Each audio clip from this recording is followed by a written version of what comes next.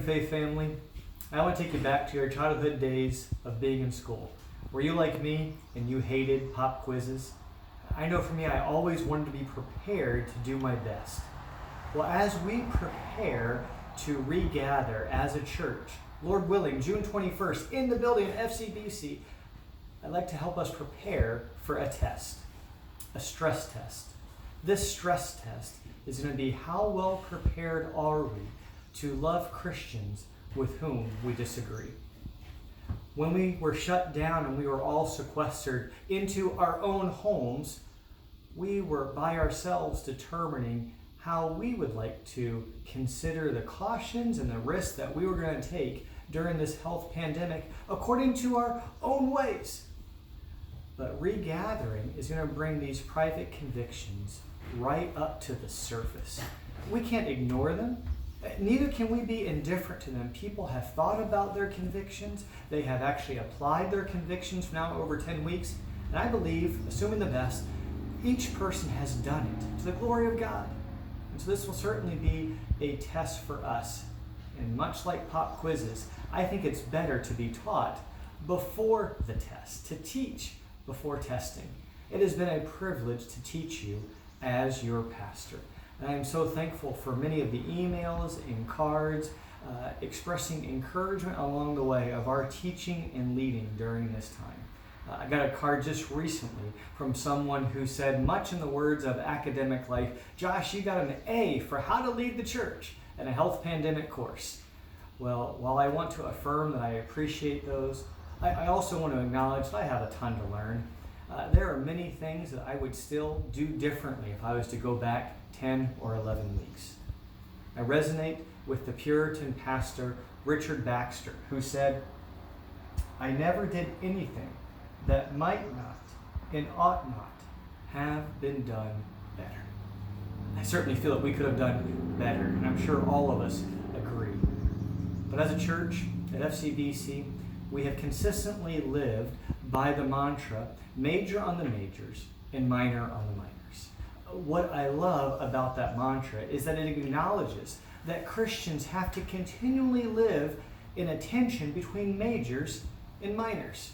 And as Pastor Jeff taught us that mantra and repeated it time and time again, he would also say, though, where the rubber meets the road is how to navigate what's a major and what's a minor.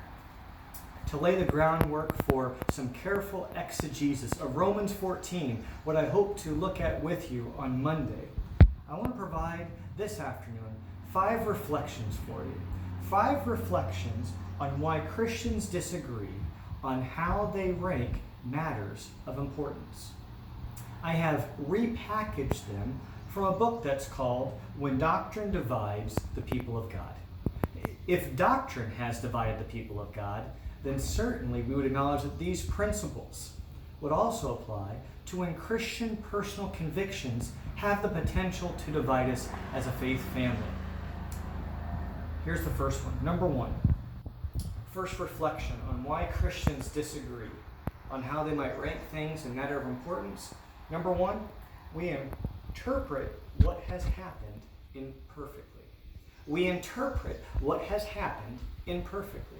You know that our mind is selective in what it reads or listens to or watches.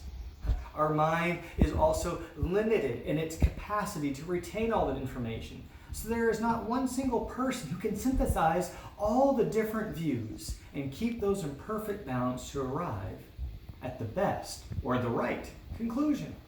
So we interpret what has happened imperfectly. And number 2, we interpret what has happened differently.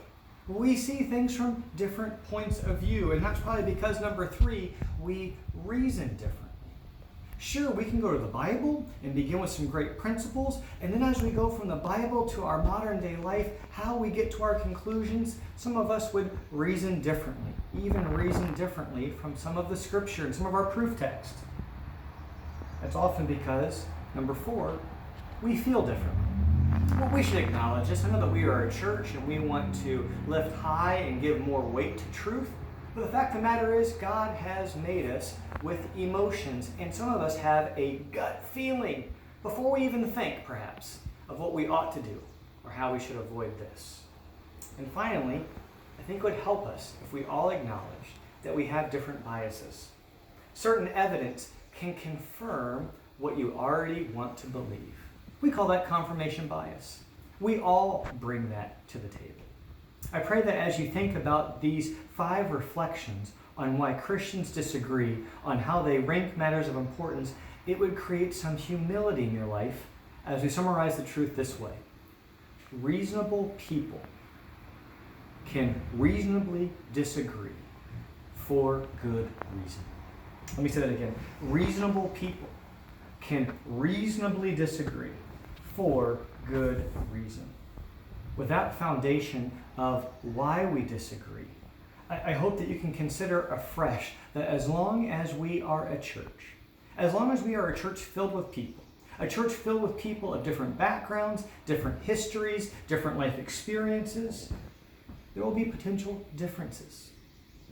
But instead of imagining a church torn apart by disagreements and divisions, would you work with us towards a biblical vision of church?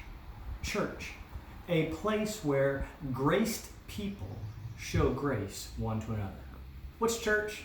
Where people saved by grace show grace one to another. Differences don't have to create division. No. Differences can be worked out in love towards one another.